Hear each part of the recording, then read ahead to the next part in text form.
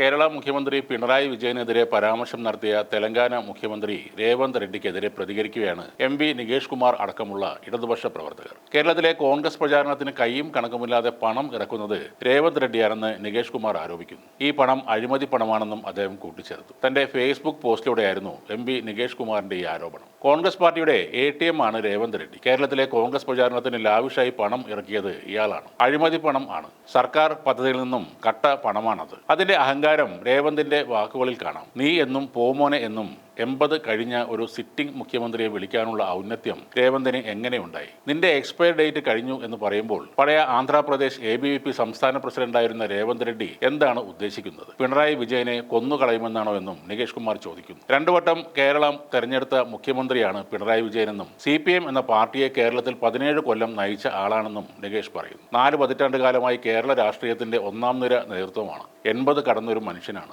ഇത്രയും തലപ്പൊക്കമുള്ള മറ്റാരും കേരളത്തിൽ ജീവിച്ചിരിപ്പില്ല.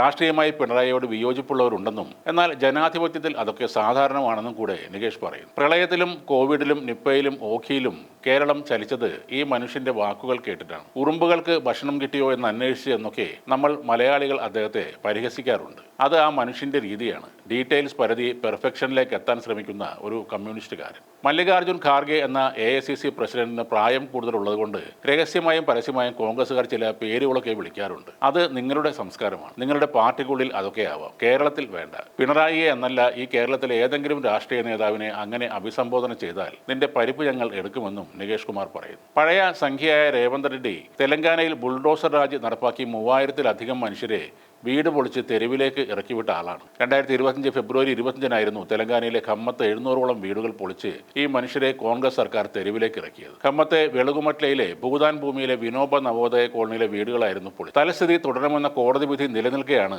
കോൺഗ്രസ് സർക്കാർ അതൊക്കെ ഇടിച്ചു നിരത്തിയത്. ആചാര്യ വിനോബ ഭാവയുടെ ഭൂതാൻ പ്രസ്ഥാനത്തിന്റെ ഭാഗമായി ഭൂരഹിതർക്ക് നൽകാനായി സംഭാവന ലഭിച്ച ഭൂമിയിൽ നിന്നായിരുന്നു ഈ കുടിയൊഴിപ്പിക്കൽ. സ്ഥലം അനധികൃതമായി കയ്യേറിയെന്ന പരാതിയിൽ സ്വമേധയാ എടുത്ത കേസിലായിരുന്നു 1000-ലേറെ പോലീസുകാർ കൊണ്ടുവന്ന് വലിയ സന്നാഹങ്ങളോടെയുള്ള ഈ കുടിയൊഴിപ്പിക്കൽ. കേരളത്തിലെ മുഖ്യമന്ത്രി ജനങ്ങൾക്ക് വീടുകൾ വെച്ച് കൊടുക്കുവാൻ ശ്രമിക്കുന്ന ഒരാളാണ്. വീടുകൾ പൊളിച്ച് സ്വന്തം നാട്ടുകാരെ തെരുവിൽ ഇറക്കുന്ന ആളാണ് തെലങ്കാന മുഖ്യമന്ത്രി. അത് വലിയൊരു വ്യത്യാസം തന്നെയാണ്. ഇന്നേ വരെ ഒരു കാരണവുമില്ലാതെ ഒരു സംസ്ഥാനത്തെ മുഖ്യമന്ത്രിയെ മറ്റൊരു സംസ്ഥാനത്തെ മുഖ്യമന്ത്രി ഇത്രയ്ക്ക് മോശമായ രീതിയിൽ പറയുന്നത് ആരും കേട്ടിട്ടില്ല.